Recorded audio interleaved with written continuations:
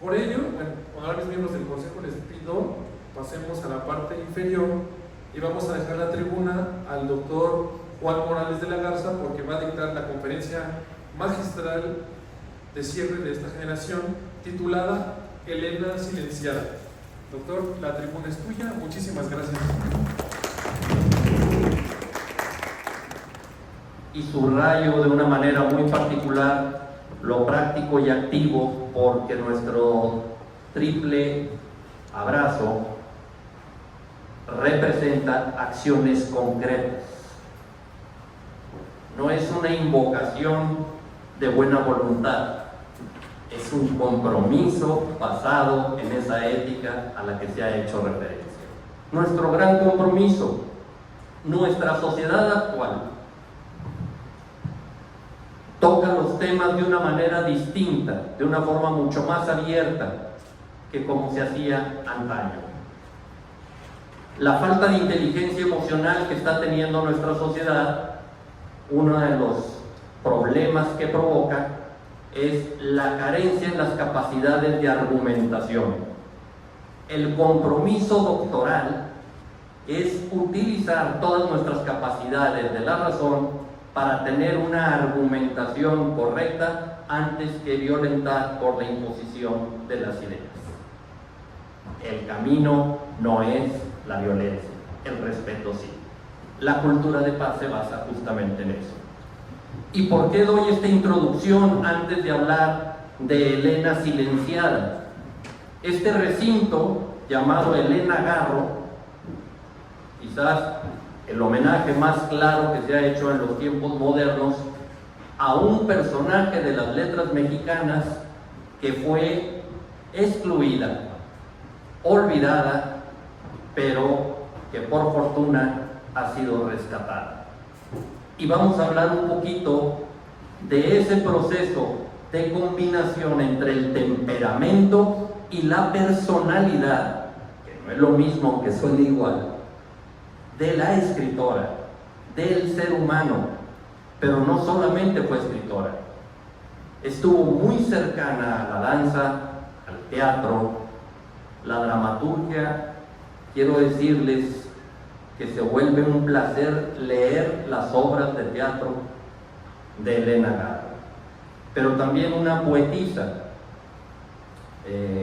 Hoy las mujeres que escriben poesía se señalan a sí mismas como poetas. Cuando yo era niño, yo ubicaba que las autoras eran poetisas. El significado es similar y correcto de las dos formas para evitar cualquier polémica. Sin embargo, es importante aclararlo, porque luego dicen o es correcto o es incorrecto, y cada vez que hacemos polémicas entre la corrección de lo que piensan unos y lo que piensan otros, ese juego de polémica nos hace olvidarnos del fondo de la obra y no entrar ahora sí que en infiernitos que son totalmente ridículos. El conocimiento requiere nuestra concentración para ir a profundidad y no estarnos enredando en otro tipo de cosas. Elena surge de una familia, un padre español con una biblioteca, se dice, extraordinaria, abundante, variada, y los temas que lee la niña está alimentado de eso, pero además con la buena fortuna de que en casa tanto su padre como un tío que también tiene su biblioteca abundante preguntan: ¿qué entiendes? ¿Qué opinas? Y hacer la pregunta de ¿qué entiendes y qué opinas tiene mayor fortaleza educativa que decirle: tienes que pensar lo que yo te digo. El espíritu rebelde de Elena, alimentado con unos portentos intelectuales que la saben guiar. Eso va generando que su energía, que su talento la haga convivir con las causas justas. Cuando en su niñez se va de Puebla a Iguala, imagínense Iguala a principios del siglo pasado, las condiciones rurales la población de la etnia nativa de la zona y la empatía que ella tiene, no solamente por las causas nobles, sino que además entender sus problemáticas. Esto la lleva a varios conflictos. En muchas de sus obras se muestra ese tipo de actividades. Pero vamos a hablar un poquito más de los problemas en que ella se metió para ser silenciada. Elena, en 1937, tiene, pues no sé si la ocurrencia o se ve entre la espada y la pared de un artilugio de Octavio Paz y se casan. Y acto seguido hacen un viaje a España y ahí, qué curioso lo que sucede en España y en Valencia, donde seguido hay estas ferias de escritores y demás, y ahí se encuentran en esa liga de escritores y artistas revolucionarios, donde hay una gran variedad de plumas talentosísimas, como Neruda, como Huidrobo, como una infinidad de plumas, pero todos en la mentalidad de izquierda. Con uno dice, bueno, es que es en el 37, vamos ubicando la historia de España con ese brote de guerra civil, justo en ese momento y justo con ese juego de estos intelectuales que están ahí y que llevan a esparcir la semilla de rebeldía a diferentes partes del mundo. En esas épocas también empieza a tener convivencia con varios autores de una de las revistas más importantes en Argentina, y esto va generando también que la actividad tanto en Europa como en Latinoamérica y luego en Estados Unidos de ella siempre tenga una semilla de activista. Lo activista ya lo traía desde antes, en la danza, en el teatro, en diferentes actividades, en la rebeldía que tenía al interior de su hogar. No era una niña sencillita, menos mal que en aquella época no se utilizaba la palabra tóxica porque lo hubieran recetado a lo bárbaro. Es muy importante ver que a través del tiempo se hace periodista con una agudeza muy fuerte, y voy a mencionar 3 de sus reportajes que quizás son los que más señalan la persecución contra Elena Garro. Y primero, hace muchos reportajes, pero voy a mencionar solamente 3. Hace muchos que algunos caen en la frivolidad, como una entrevista que le hace a Frida Kahlo. En lo personal, no pretendo entrar en polémica de ningún otro personaje, ni de Frida Kahlo, ni de los otros escritores, muchísimo menos de Octavio Paz. Eso que los juzguen otros. La gran ventaja de analizar lo que estemos analizando es no ser juez, no ser fiscal y no ser verdugo. Así que hablemos de los hechos concretos y cada quien saque sus conclusiones.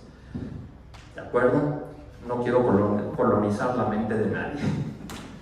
En ese sentido, en 1956, después de varios reportajes que está haciendo a favor de unos campesinos con aquellos famosos repartos agrarios, los campesinos, por esa presión y por toda esa demostración de pruebas en los medios de comunicación y los reportajes de Elena, no queda de otra y ganan el juicio.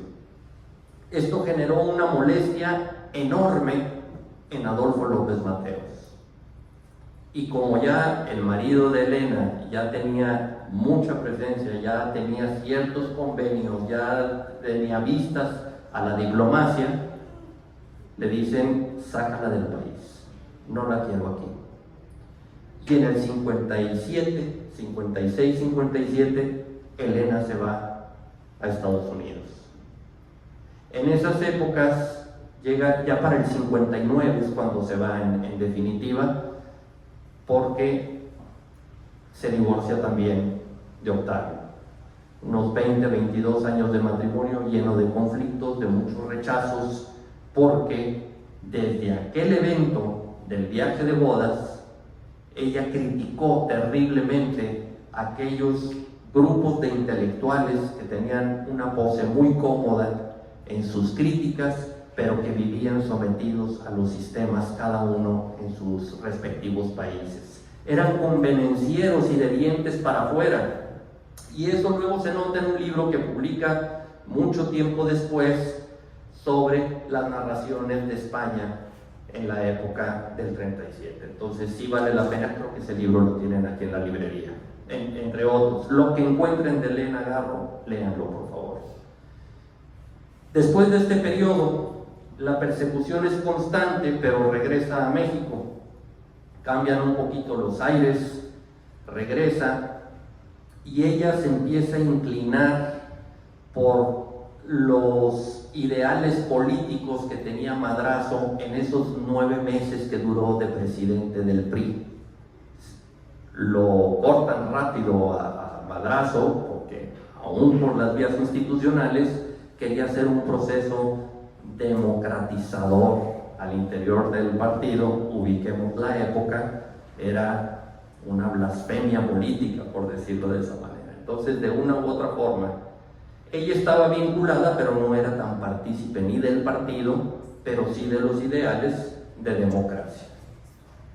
Pasa el tiempo, sale Madrazo del partido, pero sigue con su movimiento, y esos 9 meses que estuvo ahí, los años anteriores, pues le hacían tener un cobijo en diferentes partes del país, situación que luego vino a desencadenar en su muerte, que también es otro, como para otra ponencia digna de análisis en cuanto al manejo político de la época, analizándolo sociológicamente, no juzgando en la parte de las ideologías, sino del proceso del tejido político de la época, que lo haría muy interesante. Y de eso fue testigo Elena. En estos periodos quiero que valoren el valor inmenso que tenía Elena Garro. Se hace apresar y luego hace una entrega de 5 reportajes en el periódico para explicar todo lo que sucedió dentro de la cárcel de mujeres.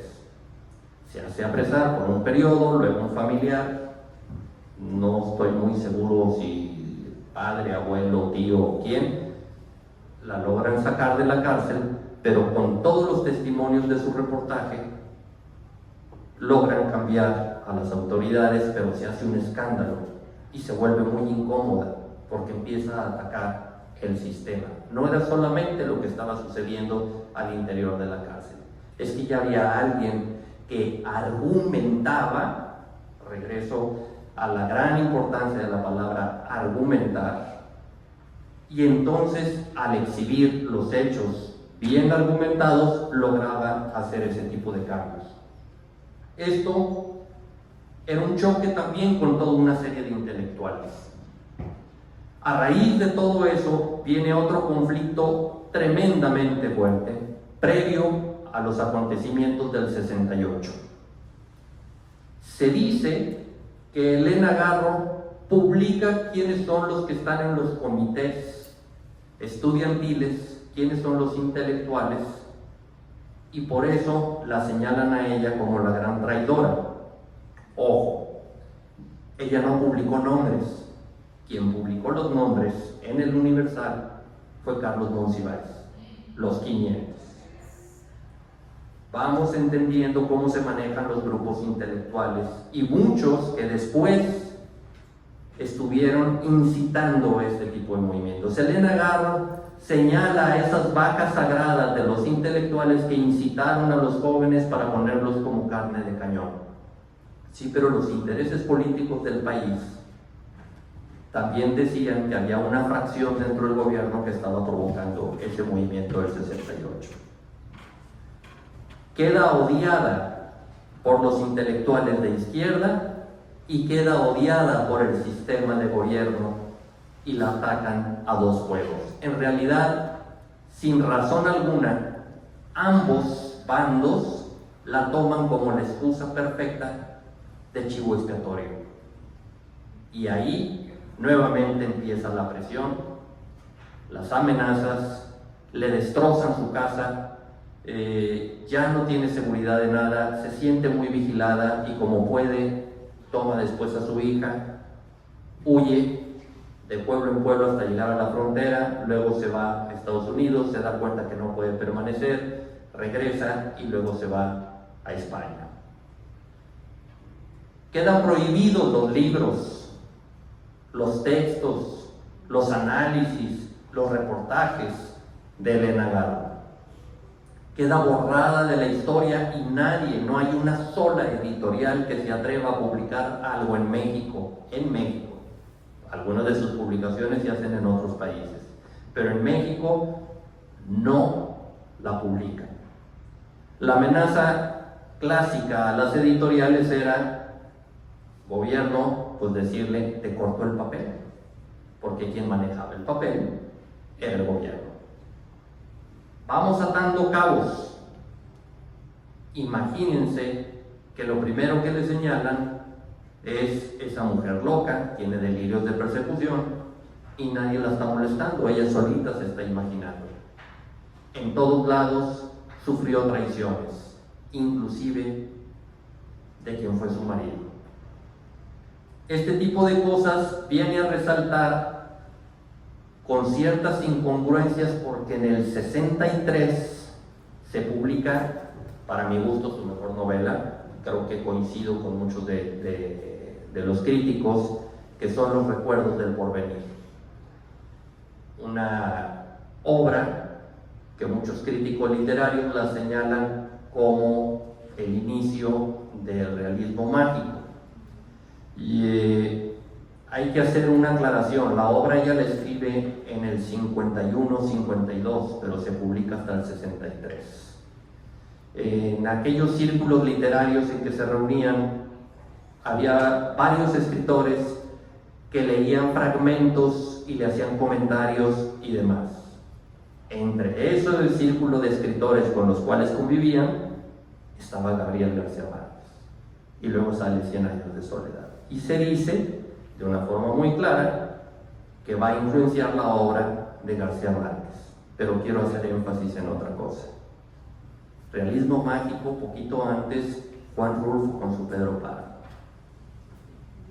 Pero realismo mágico es un concepto que se utiliza por las editoriales porque es extraordinario para vender un género. Ella había tenido mucho contacto con el surrealismo floreciente en Europa, en Estados Unidos, y viene, en términos mecánicos de las carreras uno diría, viene con el motor muy trincado, viene muy acelerada, muy entusiasmada por esas nuevas formas, pero porque ella hace un comparativo. No hay tal como realismo mágico. Hay que escuchar las leyendas de los indígenas y todas están formadas en ese realismo mágico ancestralmente. Nosotros, los escritores de ahora, no somos creadores de un realismo mágico. Estamos retomando un concepto profundo que viene de nuestros pueblos originarios. Creo que de ahí tenemos un doctorado con eso. Es ese rescate. Imagínense la relevancia que tiene Elena Garro cuando estamos viendo que ella dice, reconozco profundamente de dónde vienen estas ideas. Ese esfuerzo y esa profundidad, por favor, respetémosla como un acto de ética, y en donde ella misma dice, en mis momentos de frivolidad pude haber dicho que a mí se me ocurrió, pero ya luego aterriza, pisa descalza los terrenos de la realidad y siente lo que va sucediendo. Pasan los años y regresa a México, ya en una edad avanzada, su hija también con problemas de salud, profundamente fumadoras. Escribe cosas sobre los gatos, qué curioso, igual que Monsiváis. Tenían 14 gatos, y no sé cuántos tenía Monsiváis, pero también eran muy gatunos en ese sentido. Y hay que ver las relaciones de muchos escritores que tienen como tabú hablar del tema del Elena Garro. Hay una situación indignante que hacen los medios de comunicación. no la mencionan por su nombre, dicen la esposa de paz, como si fuera un sello de una marca de ganadería. En muchos de los eventos intelectuales no le daban la dignidad que merecía. Yo quiero reconocer públicamente a una escritora que no solamente ha hecho profundas investigaciones, recopilaciones, tiene un montón de entrevistas que estuvo con Elena y ha publicado un libro con la biografía de Elena, ha rescatado y hecho antologías de poesía y muchos textos que no estaban por ahí, y hago público reconocimiento a Patricia Rosas Lopategui. Busquen el libro de ella, que es El asesinato de Elena Garro. No lo menciona ella como muerte natural. Y para redondear un poquito, incentivarlos a que lean a Elena Garro, omito, plenamente convencido, citar la fecha en que dejó este plano. Elena Garro, para mí, no puede morir. Cada vez que tomo un libro de ella, tengo esa gracia de verla como si la tuviera enfrente, como una tía excéntrica que, si bien ella ya se autopercibía en el abandono, ella dice que borraría su vida de un plumazo, y pues no estoy muy de acuerdo. En YouTube pueden encontrar un reportaje muy bonito que hace con Aculta, que es La Cuarta Casa. Lo pueden buscar así en YouTube, y es un documental que hacen de ella cuando regresa a México, poco antes de su fallecimiento, y es algo muy, muy interesante. Su poesía es profundísima, su narrativa en las novelas, en los cuentos. Les recomiendo mucho La culpa es de los tlaxcaltecas, otro cuento extraordinario. Una familia sólida en las obras de teatro se los recomiendo, porque para empezar, donde habita la familia es una tumba y todo se narra desde la tumba. Entonces tiene un factor para entender ese realismo mágico que hoy lo definiríamos así, pero habla de la soledad de una forma pasmosa. Yo les agradezco mucho. Lean la poesía de ella, manténganla viva, así como espero que la visión de la lectura desde el hogar se convierta en un hábito permanente y nos haga seguir gozando de las letras. Les agradezco mucho su atención y la paciencia que me tengan en estos momentos. Muchísimas gracias.